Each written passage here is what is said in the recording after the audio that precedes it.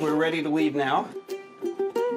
L'Amérique abandonnée est devenue une marque, créée il y a près de 20 ans par Matthew Christopher, diplômé d'une école de photographie en Pennsylvanie. Aujourd'hui, c'est depuis son domicile de Philadelphie qu'il part pour 4 jours d'exploration urbaine. Peint ou photographié, il a toujours été fasciné par la représentation des ruines.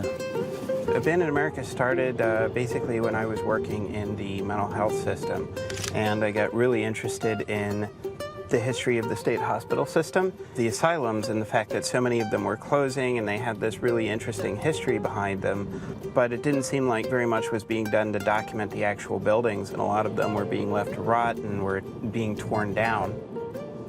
Then I started going to other state hospitals, and then it just became schools and power plants and factories and prisons and any other type of building that I could gain access to.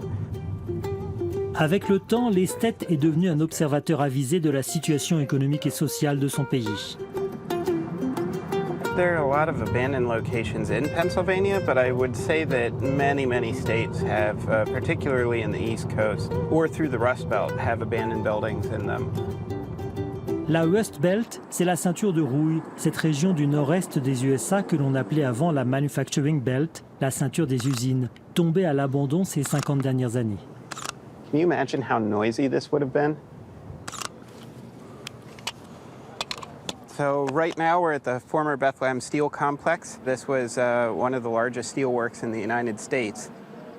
Steel was one of the backbones of Pennsylvania industry. I mean, along with coal and textile manufacturing, this was really what was the core component of the state's economy.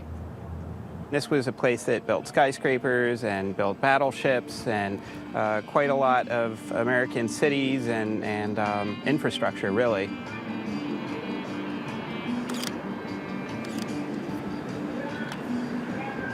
At this point, they've turned it into a sort of multi-purpose project where you have a casino, you have arts buildings, you have public broadcasting, and they also have done really nice things like this high line along here where you can view the stacks of the steelworks.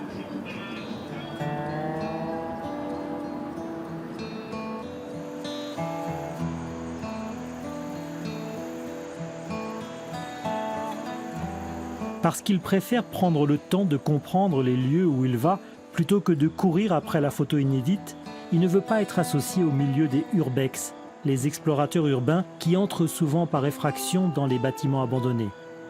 À chaque étape, il a rendez-vous avec quelqu'un sur place, souvent des retraités, comme ici à Salzburg, où il vient photographier un ancien moulin à farine.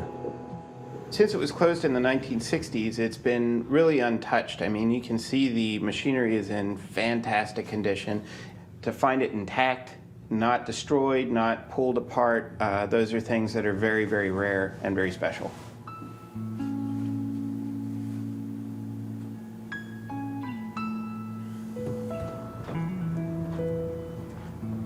There's a lot of sentimental attachment to this building. Right?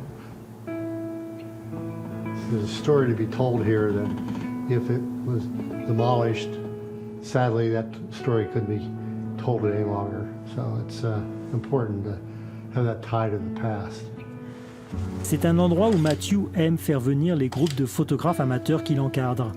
Les workshops sont tendance, ils font désormais partie de son travail comme ses livres et la vente de tirages. He's bringing people from all over the eastern coast, people from Maine down to the Carolinas, coming here to see what we have. So that's nice. We really enjoy that.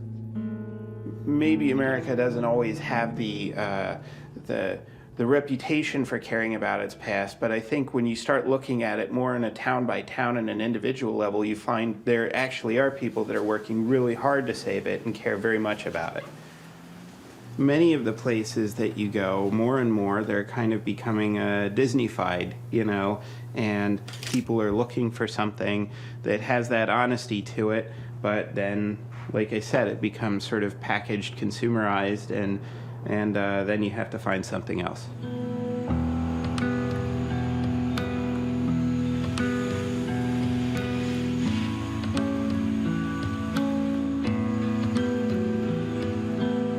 Mais la mode de l'urbex n'est pas sans conséquences. Le vandalisme est devenu un fléau.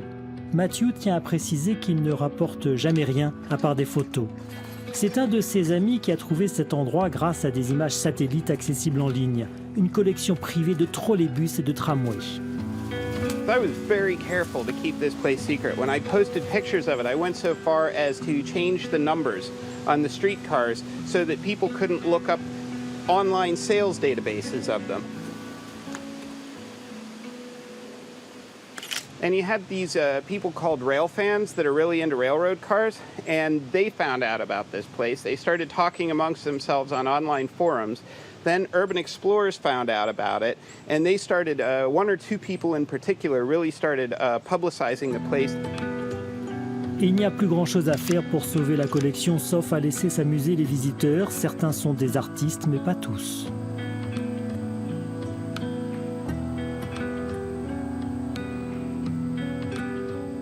There's a level of talent that was in that, and that, you know, that one right there, I'm gonna set aside and say I don't have any issue with that one. But when you look at some of the other ones where people are just spray painting swastikas and penises and, you know, racist stuff or whatever, like swear words to impress their 13-year-old friends, like, that's terrible.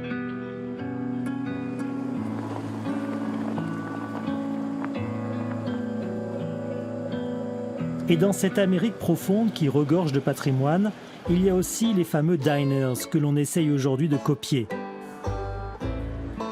Mais celui-là est dans son jus de viande hachée comme ses clients. Et quand le journaliste français pose une question, la réponse est croustillante. How about French? How's your president? Sucked up to our president, didn't he?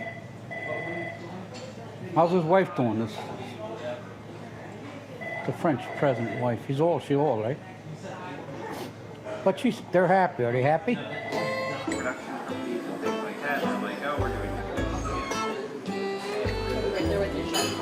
we go. Thank you.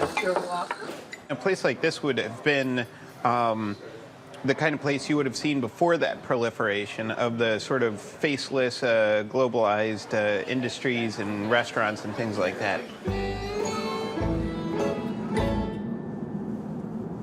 If you looked at a map of Pennsylvania, we'd be right about in the center. This was originally more of a prosperous area, and I think now it's not.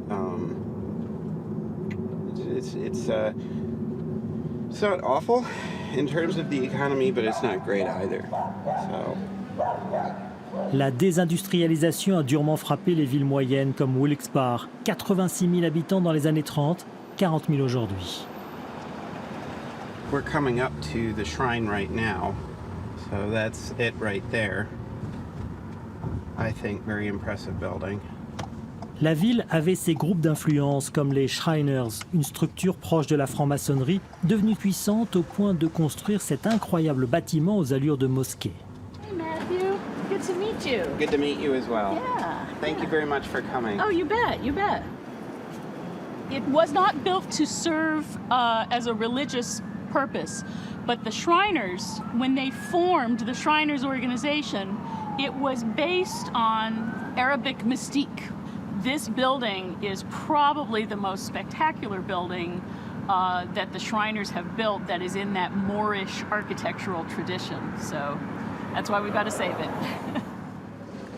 On y retrouvait la bonne société locale, prospère et misogyne. In some senses, like a lot of the secret societies like the Shriners and the Masons and everything had a lot of their rituals and everything.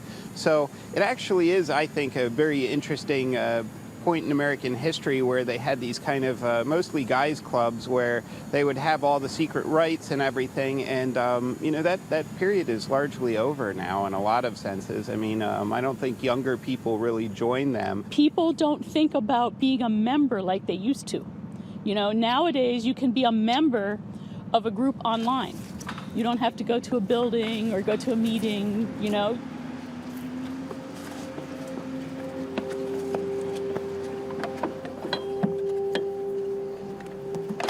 My father brought me to my very first opera in this building when I was a little girl.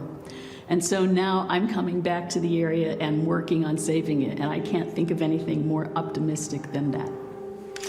Son rêve est de l'ouvrir aux visiteurs et les travaux de restauration vont commencer. It's one of the fastest growing segments of tourism is heritage tourism. And we just have such an untapped wealth here of heritage, so we want to exploit it.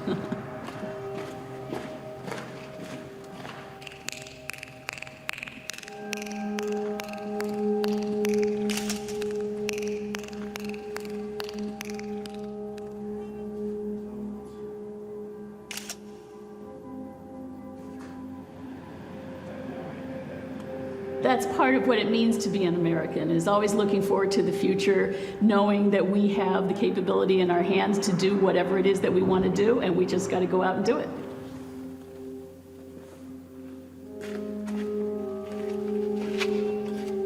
Il aime se retrouver seul dans ces espaces et réfléchir au sens de son travail.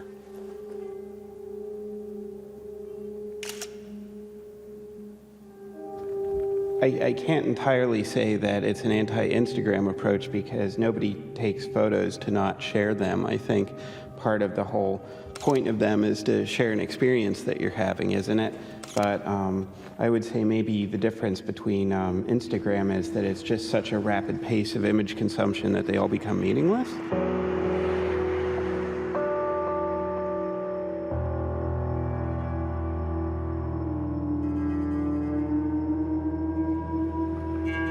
La prospérité, elle s'affichait aussi dans les églises, comme ici à Chester, dans la banlieue de Philadelphie.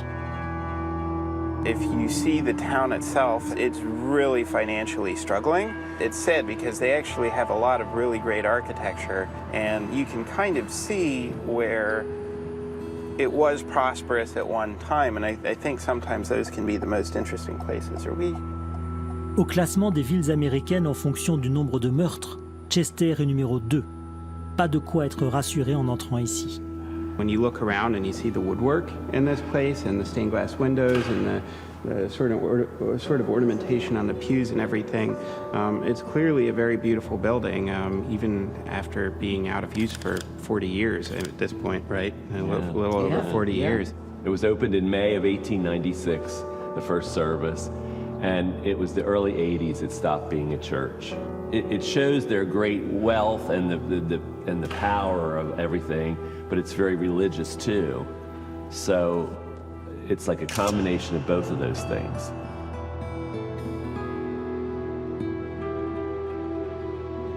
This building was going to be demolished. We had the vision to understand that this building had to be saved. So we did. We got it from the presbytery for $1. I think that the emphasis on this building is community and what we want to do to uplift this community and bring people to a place where they can enjoy life. There's so much, so much other things going on in this city particularly right now. There's a lot of crime, there's a lot of drugs, there's a lot of all kinds of things, that need to be addressed and are never really addressed. They're addressed here and there spottily, but that's one of our goals too, is to be able to have like life classes and things like that to help the population and raise them up.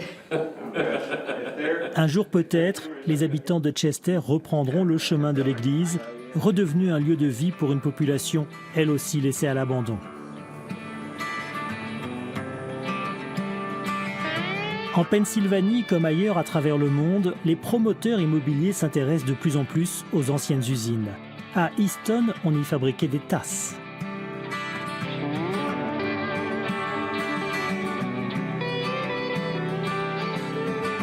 I don't consider it an abandoned building. I consider it an underutilized building.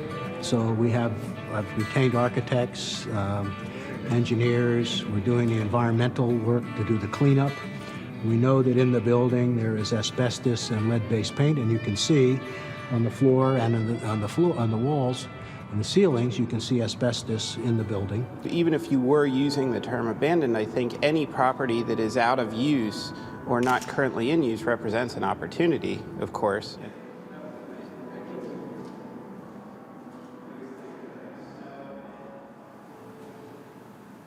Wanted to show you this. I think it's really fun. That's email's ancestor right there. These pneumatic tubes would take messages throughout the building, and they're still pretty much fully intact. So this is where they'd come out of, and that's where you'd put your message in to go elsewhere in the building. New York ou Philadelphie sont à un peu plus d'une heure d'ici, ce qui permettra de transformer l'usine en de magnifiques lofts pour une clientèle urbaine de jeunes qui souhaitent vivre différemment de leurs parents.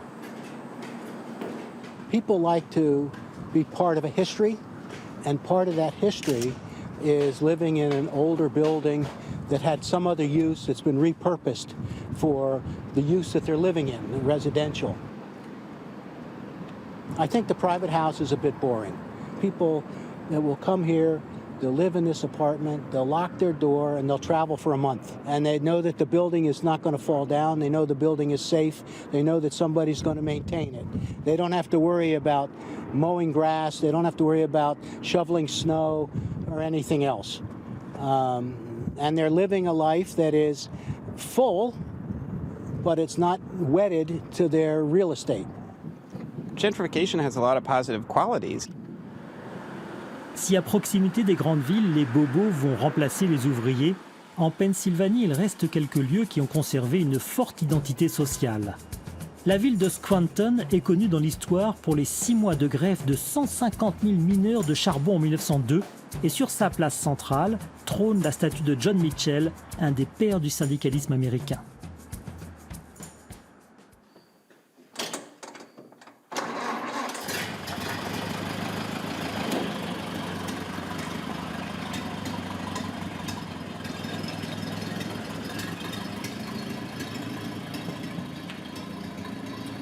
It is a 1929 Model A Ford Roadster.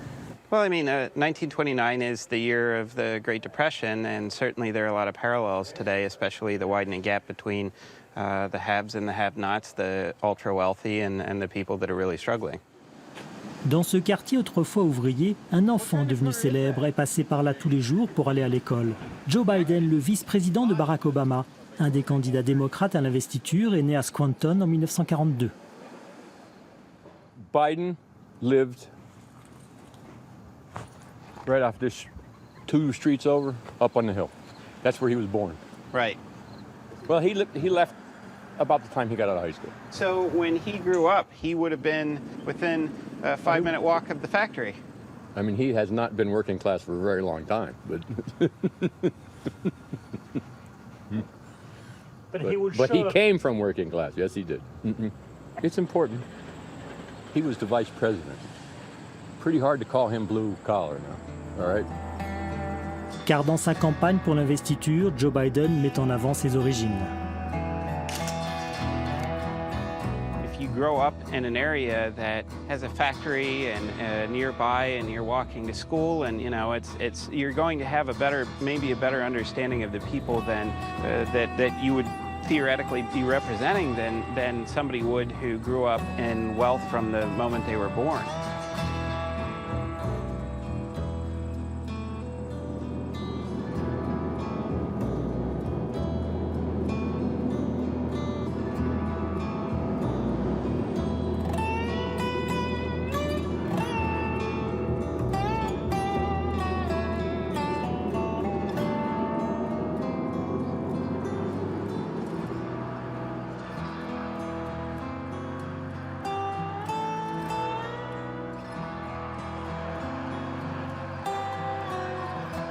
I would try and get all my lines straight like that. I tend to like a kind of more of a documentary style.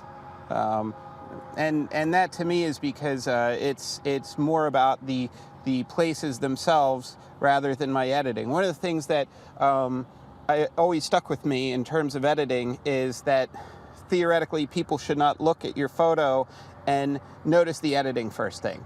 They should be looking at the picture, not what you did to it.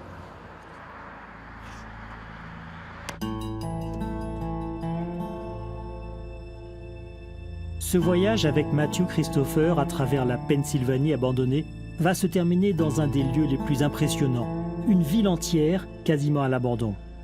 Brownsville était autrefois prospère. Un film d'après-guerre montre sa vitalité grâce notamment au charbon.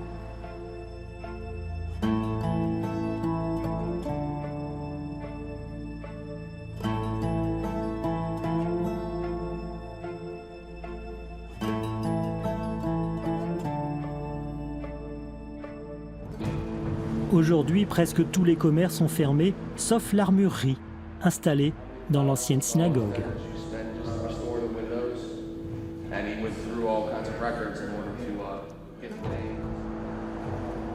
Sa population a été divisée par 5, et parmi les 2000 habitants qui y vivent encore, il y a Nina et Beth.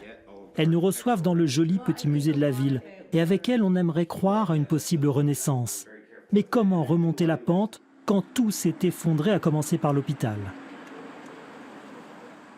The second hospital that you were talking about, the second Brownsville hospital that this one It's closed closed for, also. that closed also. So where do people go for health care? We have to go either to Uniontown, which is a half an hour away, it's about 15 miles, or to Monongahela, and that's about 15 to 20 miles away. So wherever, if there's an emergency here, it's going to take a while to get to it. You're not going to have immediate care like we've had, because we don't even have MedExpress or anything right in our general area.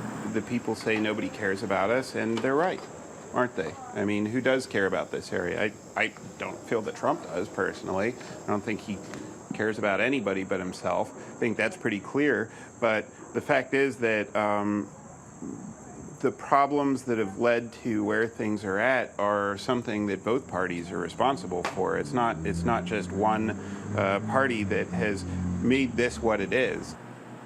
L'abandon, les promesses non tenues depuis des années, à force, la Rust Belt s'est jetée dans les bras de celui qui avait le discours le plus démagogique. Là où les démocrates et les républicains faisaient jeu égal au temps d'Obama en 2016, les 2/3 des électeurs du comté ont voté Trump, comme Beth. In 2016, I think that it actually helped open up a lot of our eyes and stuff and say enough is enough. We're tired of being promised things and no follow through. We're tired of being told things and not really seeing any, solid movement forward as a, society and as the American people. Et que sera 2020? I hope 2020 will be the same, and I hope that we will continue to progress forward. I'm not happy with the political situation at all. I think it's a very frightening time. And I feel like part of the reason that I started this project was because I felt like these places are the canaries in the coal mine, so to speak. They're an alarm, they're a warning bell that things are going wrong, and that the places that they're located in need help, they need acknowledgement, they need sympathy. They don't need judgment, they don't need being ignored. And that was something that from the very beginning was an important component of what I did. But the problem is now I feel like, the little trash fire, now the whole house is burning, it feels like. So I think it's in some ways a terrifying time because everybody's so fragmented and there hasn't really been any sense of people coming together to deal with these things. People are more adversarial to each other than ever.